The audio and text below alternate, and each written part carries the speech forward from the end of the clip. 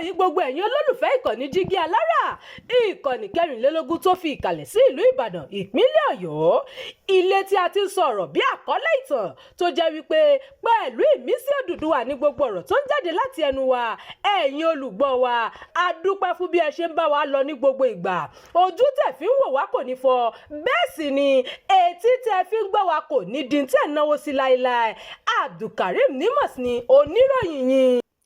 Iran ti yarí báyìí o, wọ́n láwọn ò sọ pé àwọn yóò ṣèpàdé jogun omi pẹ̀lú Trump lòdì sí ọ̀rọ̀ ààrẹ Amẹ́ríkà Donald Trump pé orílẹ̀-èdè rẹ̀ àti Iran ti ṣetán láti bẹ̀rẹ̀ ìpàdé tí yóò fòpin sí ogun tó ń lọ lọ́wọ́ lọ́jọ́ Ajé ọ̀sẹ̀ yìí.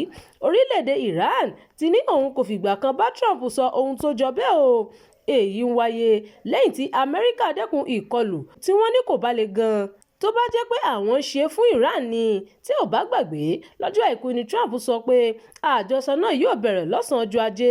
Bẹ́ẹ̀ ló ti kọ́kọ́ sọ̀rọ̀ lójú òpó ayélujára rẹ̀ pé Iran àtàwọn alájọṣe rẹ̀ lágbègbè Middle East ti ní kóun dúró náà nítorí ẹnu ti kò síbì kan lórí ọ̀rọ̀ yìí. Lọ́jọ́ Ajé tí ààrẹ Trump sọ pé àjọsọ yóò bẹ̀rẹ̀ ní iléeṣẹ́ tó ń rí sí ọ̀rọ̀ ilẹ̀ òkèèrè ní Iran sọ pé àwọn kò bá ààrẹ Amẹ́ríkà dúnàdúrà kankan. Bẹ́ẹ̀ ni wọ́n ní àwọn kò ní ètò kankan níwájú nípa àjọ jókòó sọ̀rọ̀ tàbí fẹnukò sí pé kí ogun ó sinmi náà. Agbẹnusọ wọn Ismail Baghei fi kún pé Tehran ló ń bá Oman dúnàdúrà lórí ààbò ojú òpó Strait of Hormuz. Trump tó ní ìpàdé yóò wáyé lọ́jọ́ Ajé kò sọ ibi tí yóò ti wáyé, bẹ́ẹ̀ ni kò sọ àwọn tí yóò wà níbẹ̀. Àmọ́ ṣáájú ni Trump ti ní àrẹ̀mọ Saudi Arabia Mohammed bin Salman àtàwọn alájọṣe Amẹ́ríkà bíi United Arab Emirates àti Qatar ti bẹ̀ òun láti má ṣe ìkọlù Iran lópin ọ̀sẹ̀ tó kọjá yìí. Pẹ̀lú gbogbo èyí, mínísítà ètò ààbò fún Iran Majid bin al-Reza sọ pé ìhàlẹ̀ àgbẹ̀ ni àwọn ka ìdúkokò àwọn alátakò sí, kódà tó bá ń dún bí ìró ogun wọn ò lè mú wa lójijì. Bẹ́ẹ̀ ni ohun tó ṣojú wa kò ní sẹ́yìn wa. Bẹ́ẹ̀ ni Majid bin al-Reza sọ. Lọ́jọ́ Sátidé tó kọjá ni ààrẹ Trump ti kọ́kọ́ sọ pé òun ṣetán láti kọlu Iran lọ́nà ogun tí ẹnìkan kò rí rí láti ìgbà tí ogun àgbáyé kejì ti wáyé.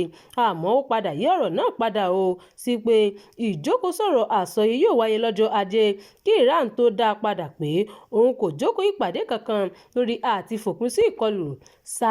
Ohun kan tó dájú ni pé ogun náà ní ipa tó lágbára lórí òwò epo lágbàáyé látìgbà tó ti bẹ̀rẹ̀ lọ́jọ́ 28 oṣù kejì ọdún 2026 yìí. Èyí kò sẹ̀yìn ojú òpó Strait of Hormuz tí wọ́n ti pa tó sì jẹ́ pé epo tí wọ́n lò lágbàáyé ń gba ibẹ̀. Ìròyìn fún ti àkókò yìí kò ní jù báyìí lọ. Ẹ má gbàgbé láti tẹ̀lé ìkànnì yìí.